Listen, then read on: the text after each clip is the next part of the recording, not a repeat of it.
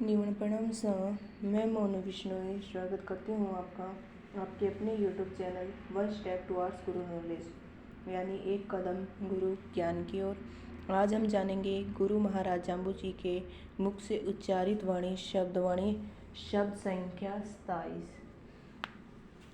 ओम पढ़ कागल वेदु शास्त्र शब्दु पढ़ सुन रैया कछु न लैया नुगरा उमग्या काट पर शाणो कागल पोथा ना कुछ थोता ना कुछ गाया गियु किण दिस आवे किण दिस जावे माई लखे न पियु इंडे मध्य पिंड उपन्या पिंडा मध्य जीव उपन्या किण दिस बैठा जीव इंडे मध्य जीव उपन्या सुन रे काजी सुन रे मूला पीर ऋषिश्वर रेशम वासी तीर्थवासी किण घट बैठा जीव कंसा शब्दे कंस लुकाई बाहर गई न रियु सिण आवे सिण बाहर जावे रूत कर बरसत सियु सोवन लंक मनोदर काजे जो जो भेद विभीषण दियो तेल लियो खल चोपे जो कि तीही को मोल थोड़े से कियो ज्ञाने ध्याने नादे वेदे जे नर लेना तत्वी ताही लियो करण दरी सिबंदर बल राजा हुई का फल लियो तारा दे रोहितास हरिचंद काया दशबंद दियो विष्णु अजंपा जन्म आधारत आके डोडा कीपो फलियो काफर वर्जत रहियो सेतु भांडू बहुरंग लेना सब रंग लेना रहियो नानारे बहुरंग नहरांचे काली ऊन कुलियो बाहे लाख मजीठी राता मोल न चीही कास रहियो कभी हो वो मूल गृह उधरी आवे शैताने साथे लियो ठोट गुरु विष लिपत्ति नारी जद बांके जद बीरू अमृत का फल एक मन रहीबा मेवा मिष्ट शुभाइयो अशुद्ध पुरुष विष लिपत्ति नारी बिन परचे पार गिराए न जाई देखत अंधा सुनता बहरा तासो कछु न बसाई।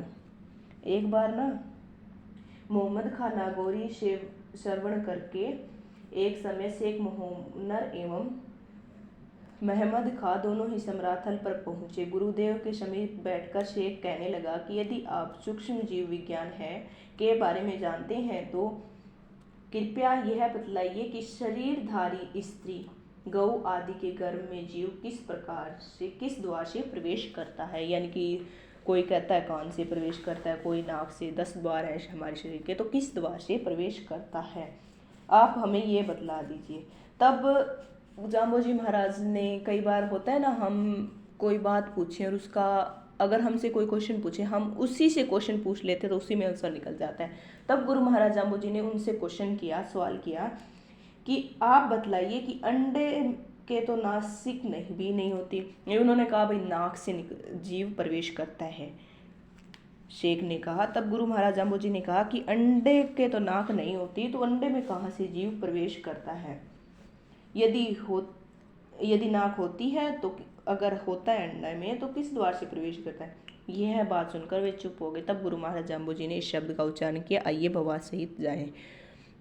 ओम पढ़ कागल वेदु शास्त्र शब्दु पढ़ सुन रैया कछु न लैया नुगरा उमग्या ठाट काट पाषाणों कागल पोथा ना कुछ थोता ना कुछ गाया गियु। भवार्थ है कागज द्वारा निर्मित वेद शास्त्र और संत महापुरुषों के शब्दों को आप लोगों ने पढ़ा है, किंतु जब तक पढ़ सुनकर भी कुछ प्राप्ति नहीं करोगे कुछ भी लाभ नहीं है।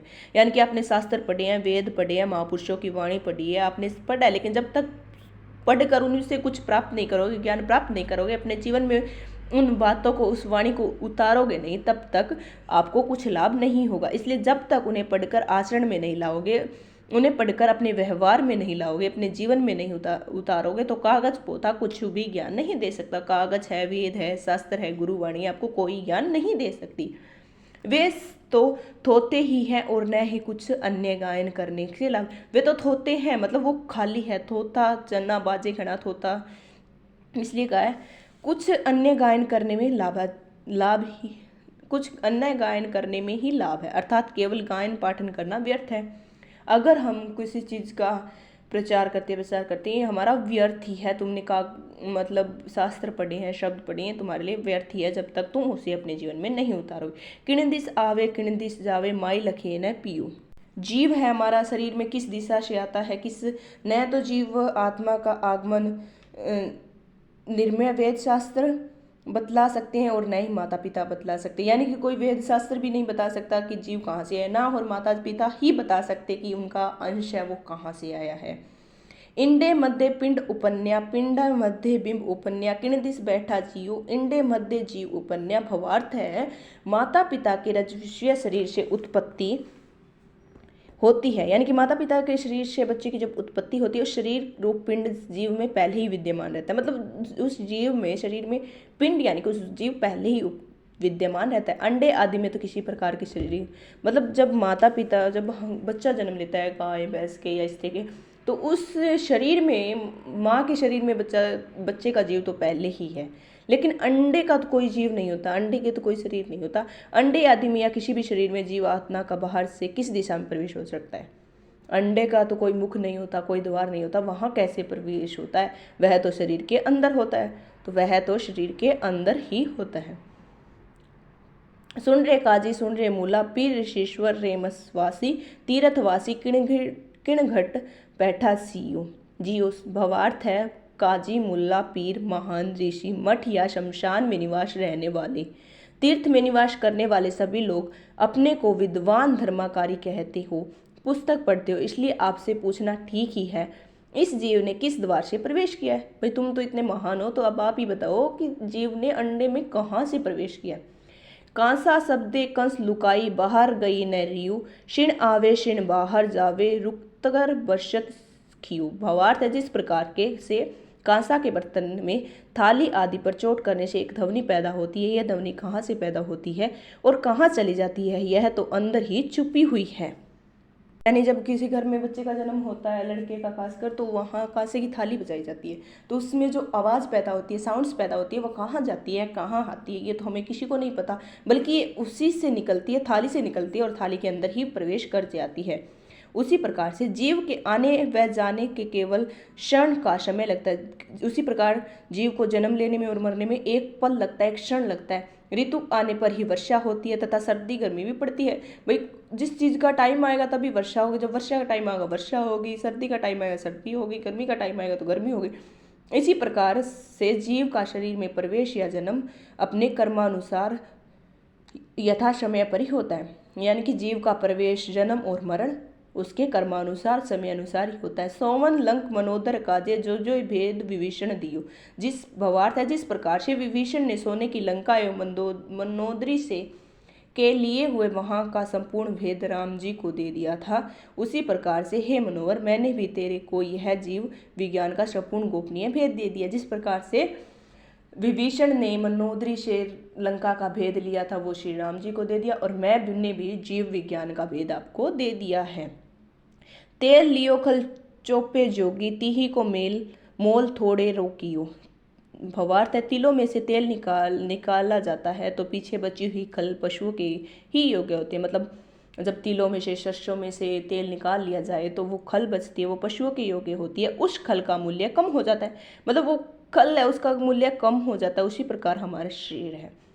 ज्ञाने धाने नादे वेदे ते नर लेना तत् भी ताही लियो। भवार्थ है जीवात्मा का ज्ञान तथा स्वरूप की प्राप्ति तो सतगुरु द्वारा व्यवहारिक एवं पारमारिक शास्त्रीय ज्ञान श्रवण नाद ध्वनि वेद पाठन से ही हो सकती है, और जो इन साधनों को अपनाता है वह तत्व को जानता है।